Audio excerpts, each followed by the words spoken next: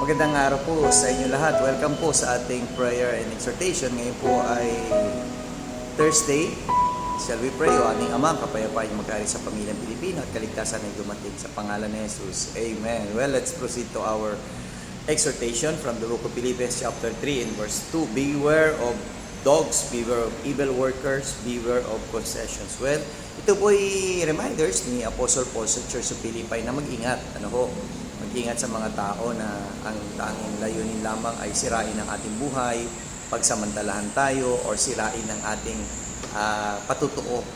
Kaya iwasan na lang natin sila, mag-ingat tayo sa pakikitungo sa kanila kung bibigyan natin ng pagkakataon na ang salita ng Diyos ay maihayag sa mas nakakaraming tao na ang layunin ay makakilala sa Panginoon sa Kristo. Kaya ang hamon sa atin, kung hindi ka pa nakakilala kay Kristo, tanggapin mo siya na tagapagligtas. See you again tomorrow sa ating Strong Family Prayer and Exhortation.